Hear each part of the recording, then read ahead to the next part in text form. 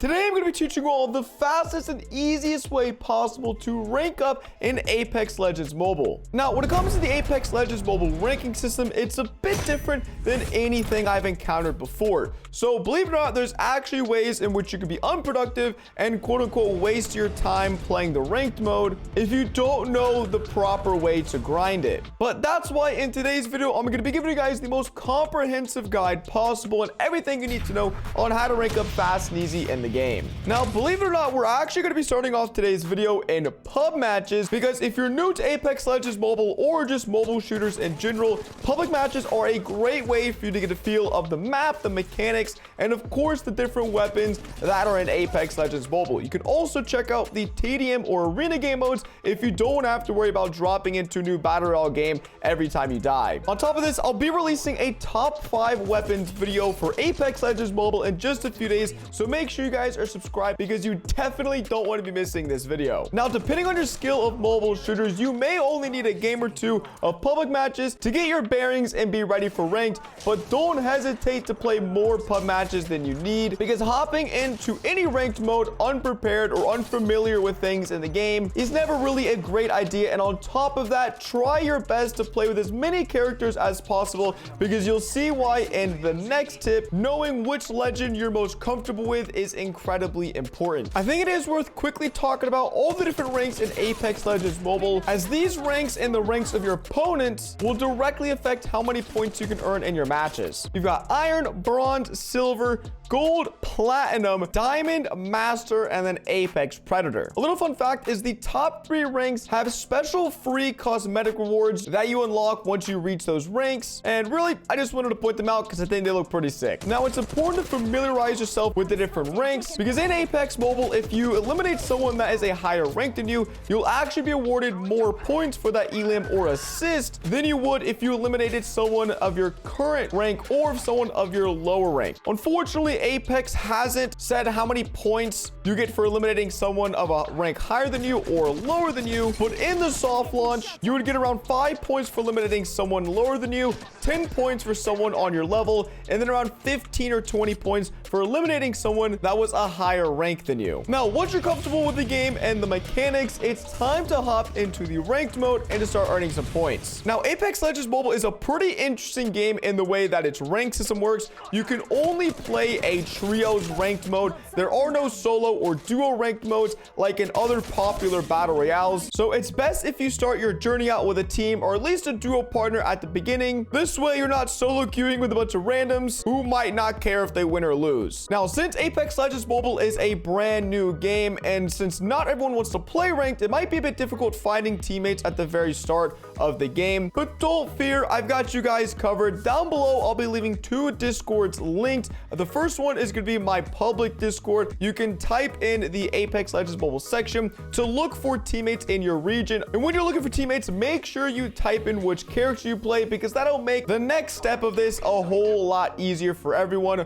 Also, the second discord I'm going to be linked down below is actually the Pro Scrim Apex Mobile discord, so if you think you've got what it takes to hang with the best, then feel free to join up and try to find a pro player or, you know, high skill level players in there. But it's really not too deep. You just kind of need a few friends to play with at the start of ranked and you'll be good to go. Now, the reason I'm saying all this is because solo queuing is very, very dangerous when it comes to Apex Legends Mobile. To be honest, at the very early on ranks, you know, bronze, silver, stuff like that, you really won't have to work too much if you need to solo queue a few games here and there. But I caution you guys strongly, if you try to solo queue in Diamond, Master, or Platinum, then there's a really good chance you're gonna be put on a team with some randoms. They're not gonna talk, they're not gonna communicate with you, and you're most likely going to lose points. So at the earlier ranks and at the very beginning of Apex Legends Mobile or of a new ranked season, it's really not a terrible idea to solo queue. But if you really want to grind points and go for Apex Predator, then having a solid team is going to be essential. Now, once you've got your squad and your team locked down, it's important to know how team compositions work within the game. You'll see little symbols besides each and every one of the characters and the character selection screens. These symbols signify what class the character is, and there's 4 different classes for these characters. There's support, recon,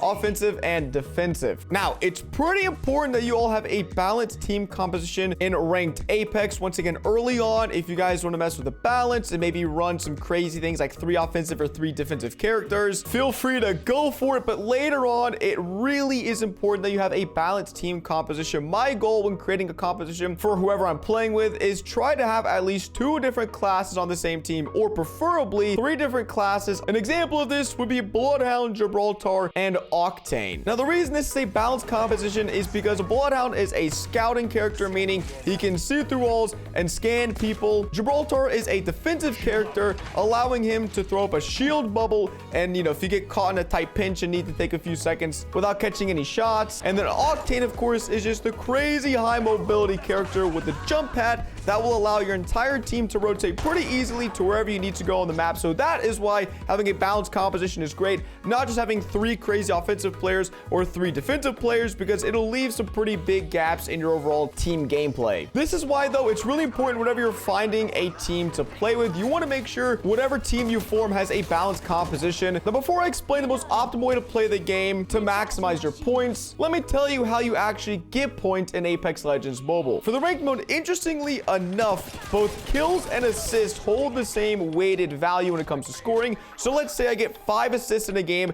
and 0 kills. That would be worth the exact same amount as if I got 5 kills and 0 assists. So even if you're someone who doesn't get a lot of kills in the game, as long as you're getting those assists, you'll be good to go. Additionally, Apex Legends Mobile rewards you for how well you place in a game. The higher you place, the more points you're gonna get. I think that's pretty obvious. But those are the only 3 ways to achieve points in Apex Mobile ranked: kills, assists, and placement. Now, I do want to note there is a way for you to lose points in Apex Legends Mobile, and that is through the fee they charge you to enter each game of ranked. Early on, these fees might only be a few points to enter ranked games, but at the higher levels, you're getting charged over 60 ranked points to enter a game. So if you don't get enough kill points and placement to offset your fee, you're actually going to be losing points in the higher divisions. Now on to what you all are here for, the most optimal and efficient way to play Apex Legends Mobile so that you hit Apex Predator in no time. Now, the weird thing is you only get accredited for the first 6 kills or assists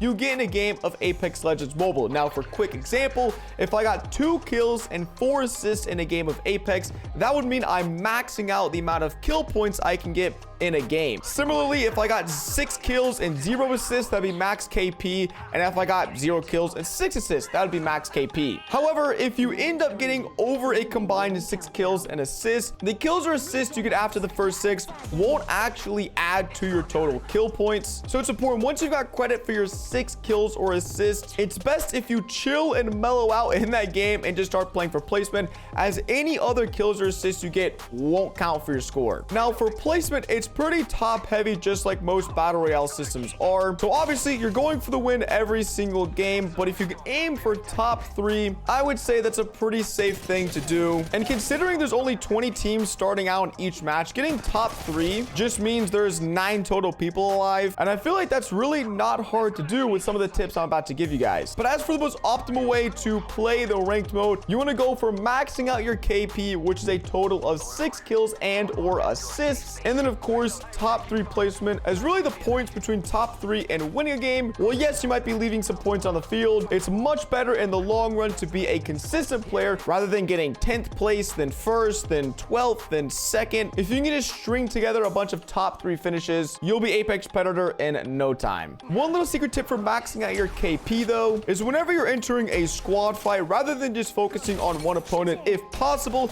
try to land shots on as many of these players as possible, because once again, even if you kill 0 of the players in that trio squad, as long as you land shots and get assist credits for all of the kills, well then there you go. You get as many points for those 3 assists as if you would have just slayed out the entire team, did a ton of work, you still get the same amount of points. Now, with that being said, getting max KP is pretty easy. The tricky part is trying to place top 3 in every game. If you guys are smart and you're not hot dropping every single game, then your best bet for where to land on the map is going to be one of the many edge POIs that exists. By edge POI, I just mean a named landing spot that's on the edge of the map. While these locations don't give you amazing loot like some place like Sorting Zone or Capital City, they give you good enough loot that if you needed to fight off spawn with another team landing there, you would be more than set. And similarly, your loot will be good enough so that once you have to rotate and fight other teams and find more loot, you'll be well equipped. A really big benefit is that when you're landing at one of these POIs, since it is on the edge of the map, there's a very slim chance that you're going to be flanked from someone else landing at another POI rotating in. So if you get an uncontested drop at one of these places, you should be more than good to go to just focus on looting up and then rotating to the next zone. Now, speaking of rotating, something that I learned in Fortnite and is translated extremely well to Apex is rotating to the dead side of a zone. So in order to explain what dead side is, we're here in Photoshop because I need to sort of draw things out a little bit. Now, from my experience, it seems like most of the first zones on the map are pretty centralized. And so for the first zone of rotating, your main focus should really just be getting in and staying around the edge of the zone, because if you go too far in the middle, there's a good chance you're gonna get flanked from, let's say, someone at Skyhook or someone at Fuel Depot. So really, you want to try to rotate in just at the edge of wherever the first zone is. And so if you're at the tree, you probably want to rotate right here. If you're at Skyhook, maybe right here. And same thing for Refinery and Overlook. Just at the edge should be fine. Now, the second zone is where that side really comes into play, because let's say the second zone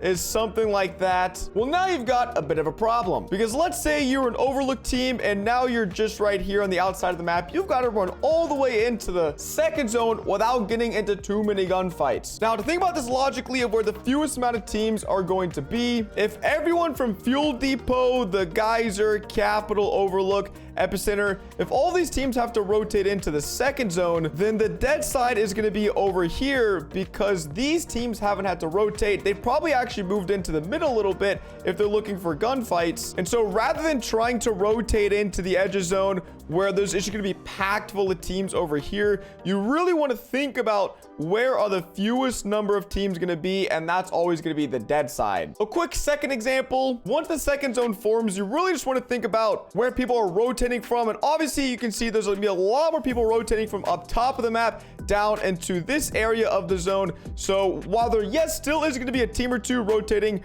from the bottom side, since it's a much shorter rotate, like I said, these teams typically tend to push in towards the middle of the second zone, leaving this side exposed. Now, one more thing to note is this dead side logic applies to all zones in the game, pretty much leading up to just the last one or two, because then you just really can't rotate at all. So applying this logic and rotating will be one of the easiest ways to give yourself an advantage over the other teams who are just simply running straight into the zone without actually thinking where they're going. Now, it might be a little bit confusing, but once you start playing the game and seeing a bunch of different zones and experiencing what dead side is and seeing just how powerful it can be, you're gonna make sure you do your absolute best from then on out to be rotating dead side every game you play in. Lastly, once you're in the dead side of the zone, seeking out some sort of building or shelter is crucial, because not too many people check buildings and shelters in these late zones. They're more worried about fighting in the open. So if you and your team find a building, chill out there for a second, and then rotate to the next zone, it's a really good way to get some free placement points. With these simple tips being: establish a team, find which character you're comfortable playing with, aim for a combined 6 kills and or assists every game, and shoot for top 3 in every match using the rotation tactics I just gave you, you'll be on your way to the top of leaderboards in no time. And who knows, maybe some of you guys might even be Apex predators after watching this video. If you guys learned anything from this video, if you could drop a like on it, it would really help me out and help the video out, as more people would be able to see it and get tips on how to be a better player. As well as, if you didn't notice, I'm really close to 1 million subscribers, so if you want to see more Apex Legends mobile content, make sure to click that sub button, and I'll catch you guys in the next one. Peace.